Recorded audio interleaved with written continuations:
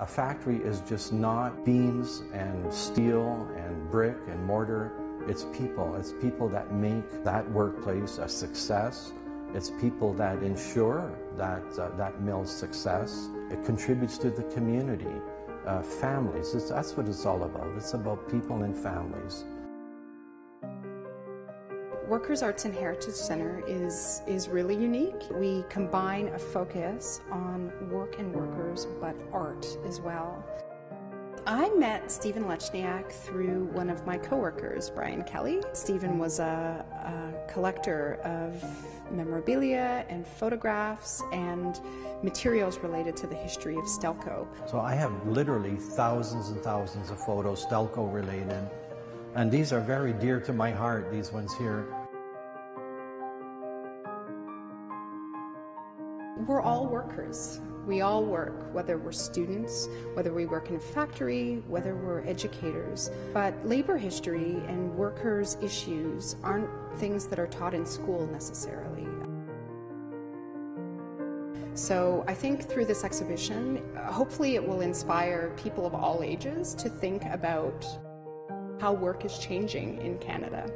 You know, thinking about what's happening locally with the steel industry and the court case in between US Steel and US Steel Canada. There's a lot going on right now, a lot of conversation around the future of steel in Hamilton. I worked for almost 37 years there, and my pension is not something that someone's handing me on a platter. I work for my pension. It's deferred wages. The judge made a decision based on the needs of the corporation, and we're a casualty of that. And with the stroke of a pen, everything is taken away. It doesn't make sense. We want justice. We want what's right. Maybe we should change the spelling, U.S.S.T.E.A.L. Their companies like U.S. Steel are able to screw workers out of their hard-earned pensions, and we've got to put a stop to that. Here in Hamilton, Local 1005, that's what we stand for. People came from everywhere, Ottawa, Toronto, Windsor. We had busloads of people. We had so much support. So today, what we're doing is we're rallying. We want people to be aware that we need a Canadian steel industry.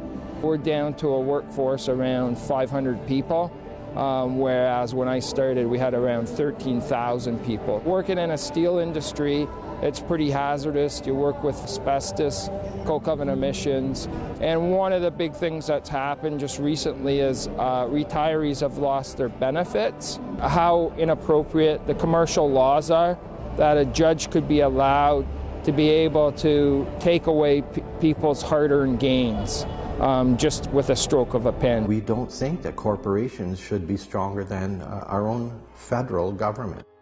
And we need all kinds of people speaking out and telling the country what is important, the leaders, telling them what's important for you. That acquired a Canadian icon, Stelco. They made dozens of promises to the government to operate this country in the best interests of Canada.